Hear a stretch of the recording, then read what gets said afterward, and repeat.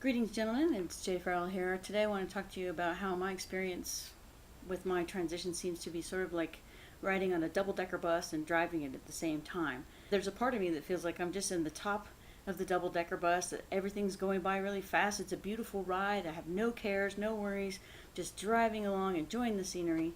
And then there's another part of me that's actually driving the bus, very careful, very particular, making sure that everything happens correctly.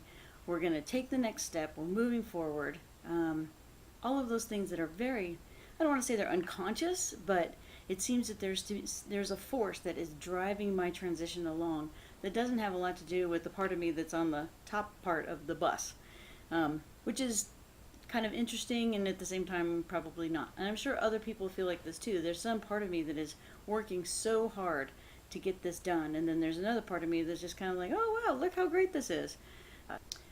This transition thing is very interesting as far as looking at my whole life and trying to figure out what I really want. Now, I'm turning 54 tomorrow. Tomorrow's my birthday.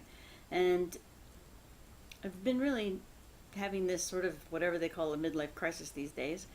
And trying to figure out what I really want to do with my life and where I want to be and what makes me happy and all these things. And so I think I've been trying to figure this out since I was, 10? Still haven't made it. So still working on that. I have a really good job that I like and I think that I'm very good at, and a lot of people think that I'm very good at it. But I'm starting to feel like it's not really what I want to keep doing. There's also haters and naysayers about what I do, and so sometimes their voices get louder than the people who are, amazed and very grateful that I do what I do. So I'm thinking about, as a course of transition, if I start all over, pick a new job, pick a new town, pick a new everything, that when I arrive there, no one's going to know me as my old name, no one's going to know me as a woman, no one's going to know me as my past, and so I just have to move far enough away that that's effective. And I have a friend of mine who transitioned 20 years ago, maybe more than that, maybe 30 years ago.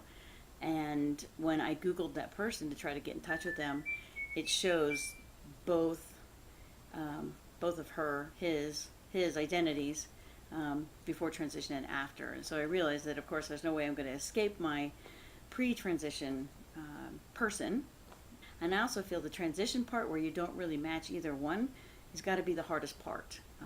I feel like once I have transitioned all the way, I'm not in transition anymore. I'm actually the man that I always have been. And I think that sometimes people get stuck with this idea that you're trans, meaning that you're always transing. There's no like, oh, I used to be, I'm gonna be. This is it, I'm done.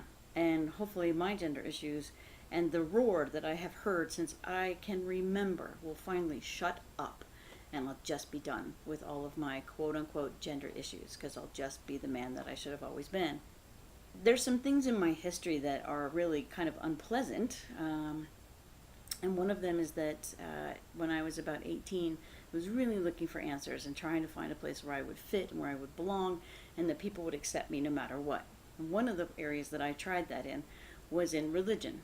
And so I got attached to a group of people that had a very conservative view about life. Part of their way of helping me to become more of what it is they thought that I should, so that I could belong more to God, was that I should have my tattoos removed, and I should change my name back to a more feminine version, and I should be delivered of a male spirit. And I don't know if other FTMs have ever gone through an exorcism, but I've been through 2, maybe 3 when I didn't really notice they were standing behind me, but for sure 2, where I was invited, encouraged, and expected to attend.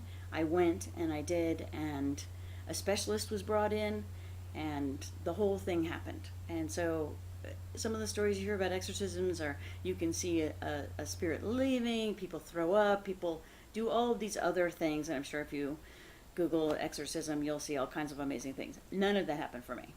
I just was like, okay, are you done? Because I'm done. I want to go home now. Thank you very much for whatever. And at the time, I appreciated it that somebody really cared enough about me to try to make me right, make me good with God. As I got older, I realized that if God can't accept somebody because they have a little bit of ink in their skin, then maybe that's not the God for me. I didn't find an answer in a conservative religion. I didn't find an answer in Judaism, and so now I'm looking for my answers in internally, and stopping pretending to be something I'm not. There's something that I've always battled with, and that's something called the Imposter Syndrome. And that's where you're afraid that people are going to find out that you're not who you say you are. And this is a huge thing. Every time I come up against a professional standard, or if I come up against a professional level, I always feel like I'm just faking it and I'm pretending. And this is part of my problem with my job right now. So I'm afraid people are going to figure out that I really don't know what I'm doing. Does that have any basis in reality? Absolutely not. Do I know what I'm doing? Of course I do. I've been doing this for over 10 years. I know what I'm doing. Not a problem.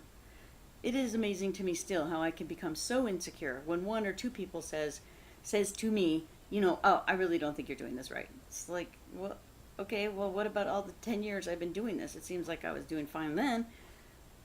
So, I don't like it that I'm still so insecure about that. Imposter syndrome. I'm masquerading as a woman and trying my best to no longer be afraid that I'm in the wrong place. No longer to be wrong all the time. I've always had a sense about myself that I was just wrong, and I could never put my finger on it. And I'm hoping that as soon as I make that step over the threshold where I am passing, where I am actually being accepted as a man in presentation and everything else, then that sense of wrongness is going to go away. But that sense of wrongness is so deep and is so important, or such an integral part of who I am. It's horrible that I am still apologizing that I'm not the way people want me to be. So I'm going to be 54 tomorrow, and I can't believe that I'm still insecure. It stinks. So the part of me that's on the top of the bus, we're like, look, we could get there. We could finally wear clothes. We could finally know where to shop. We could finally just live our lives without people always scrutinizing and trying to figure out what's wrong with what we look like. We are masculine enough to not quite pass as men, but also not quite pass as women. So we really are those people that are in the middle, androgynous. And androgyny, is not as threatening as transsexual. And that is really astonishing to me even now. But that's part of the reason why I haven't transitioned up till now, is because I always just said I was androgynous. I'm neither in both gender. Happy with that. Looking at my life and going, okay, this can't be. I can't do this the rest of my life. I'm going to get to the end and go, what the hell? What was I thinking? Why didn't I just finally break out? Why didn't I finally just accept that as a man, I feel a lot more powerful. I feel a lot more confident. I feel a lot more comfortable. I just want to be myself. I just want to be that man that I've always been. And I see that way down the road, and I'm getting there in my bus, and I'm very excited about getting there. The road between here and there, I think, is full of speed bumps, cobblestones, probably a few dead bodies, a ditch or two. There's going to be some obstacles and some barriers that I'm not going to appreciate and I'm not going to like. And that's the hard part, is when you're neither male or female, and people don't like that. I just want to make it to the transition part. I want to make it till I'm there. So, and I'm taking pictures so that, in 5 years I can say, this was me when I first started, and now here I am in 5 years, and I'm looking forward to that marker as well, because then I'll be 59. Eek. My testosterone should be delivered today from the pharmacy, and so I'm going to start that. I've started using minoxidil on my face, and I understand that can take a long time for that to happen, and considering really that I'm hairless, it's going to be a long time for that anyway. But everything that I can do to make myself feel better and achieve that threshold, I want to cross that threshold. I'm going to do whatever it takes to do that. So working more on my body, and I've been a weightlifter for a long time, and just going back to making sure that I'm consistent in the gym, watching what I eat, trying to be more ready for the changes that are coming so that I can enjoy them instead of being afraid of them. So I'm riding the double-decker bus, I'm driving the double-decker bus, I'm heading down the road towards where I want to be, I'm heading down where I think it's happiness and where I'm going to be happy and finally free from the imposter syndrome, free from feeling wrong, free from looking not good enough to be either a male or a female. Finally having that moment where I feel like, I'm there. I am myself.